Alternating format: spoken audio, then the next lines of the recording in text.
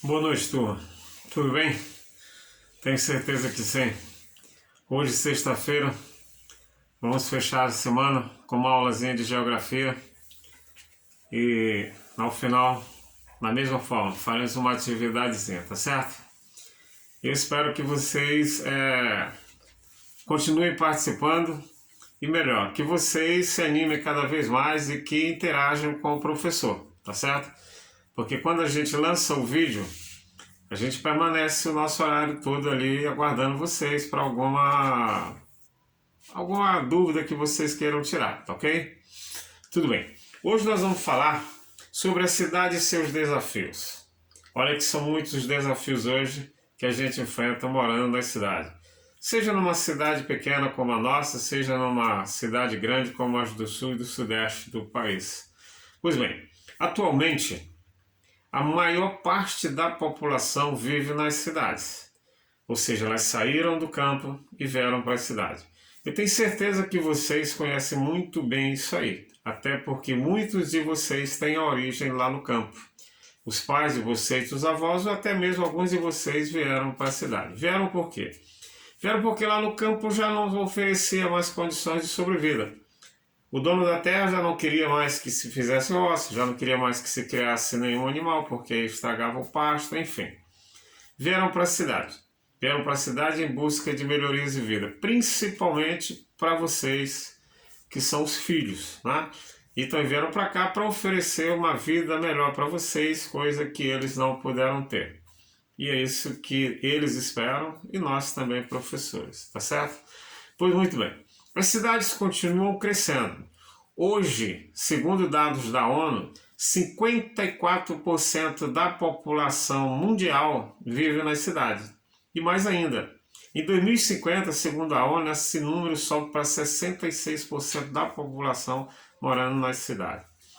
Isso gera um problema sério, porque essas cidades, quando elas crescem, sem um planejamento, gera uma série de problemas.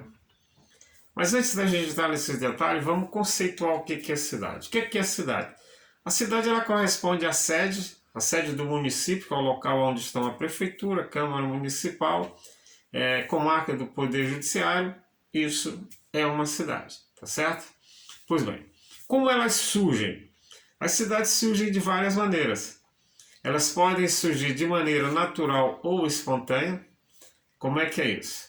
Natural ou espontânea? Elas surgem em torno de alguma coisa. Pode ser em torno de um rio, um porto, um atracadouro. Pode ser em torno de uma ferrovia, uma rodoviária. Pode ser em torno de um entroncamento de rodovias, surge uma cidade. Lá na Idade Média, elas surgiu em torno dos castelos, cruzamentos de vias, em torno de portos. Hoje algumas cidades surgem, inclusive, a partir de feiras. Algumas cidades surgem. A nossa cidade aqui, ela surgiu em torno de um armazém, aqui na beira do rio, né? E ali tinha um armazém ali, tinha o porto onde os barcos atracavam, e a partir dali a cidade nossa surgiu. Pois bem, existe um outro modelo de cidade, que é a cidade planejada. Essa já se faz um projeto, um profissional de engenharia e um arquiteto faz o projeto e depois ela é executada. É lógico que uma cidade dessa ela tem as ruas largas, ela é toda planejada. Nós temos exemplos de cidades assim como Brasília, Distrito Federal, Belo Horizonte, nós temos Minas Gerais, Rio Branco, Goiânia, são cidades planejadas. É lógico que com o passar do tempo, elas também passam a viver problema, porque as pessoas que saem das suas cidades, né, que em busca de novos horizontes, em busca de melhores condições de vida, elas vão para essa cidade. E as pessoas pobres elas começam a habitar na periferia da cidade. E rapidinho você tem um centro, né, planejado e uma periferia totalmente desplanejada e, consequentemente, enfrentando os mesmos problemas que as cidades não planejadas enfrentam. Vamos citar alguns dos problemas que hoje essas cidades estão enfrentando com o aumento da população e não planejadas. Muito bem. Eu tenho certeza que vocês conhecem muito bem isso aí. Por exemplo, não se tem uma energia regularizada. A maioria das casas são gatos, aqueles famosos gatos que os caras puxam do poste sem a devida autorização da SEMAR e que de vez em quando gera problema inclusive com consequências de perda de vida, né?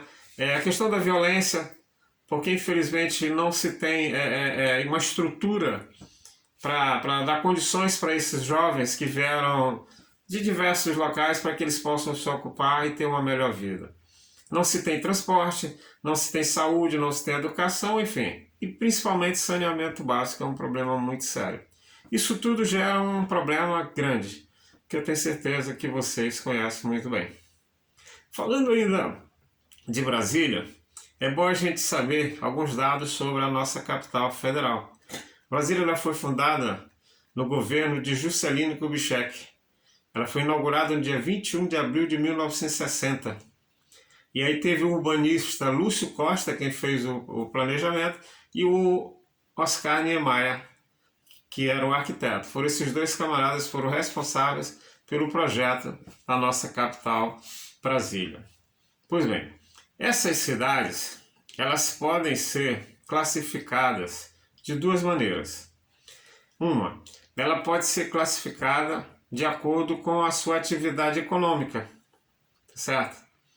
Ela, por exemplo, uma cidade que tem turismo, qual é a classificação dela? De acordo com a atividade dela, é uma cidade turística. Uma cidade que tem um atrativo religioso, né? E nós temos algumas cidades no Brasil que em determinada época do ano elas recebem uma quantidade muito grande de turistas religiosos. Então é uma cidade de turismo religioso. Tem uma cidade que onde o forte é o comércio. Uma cidade onde o forte é a indústria. Então, de acordo com essa atividade, essas cidades elas são classificadas, tá certo? Pois bem, a gente só para fechar o assunto, o crescimento dessas cidades, eles gera a urbanização, né? Que é o deslocamento da zona rural para as cidades. Essas cidades vão crescer em relação ao campo. Ou seja, a população da cidade cresce mais em relação à do campo. O pessoal do campo vai saindo para a cidade, esse processo chama-se de urbanização. E isso vai provocar um inchaço urbano. Esse inchaço urbano é exatamente isso que a gente acabou de discutir.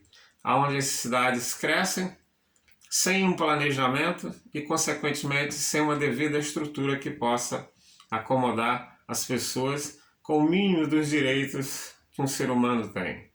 Tá certo, gente? Ok, um forte abraço e até a próxima aula. Valeu, bom final de semana para todos.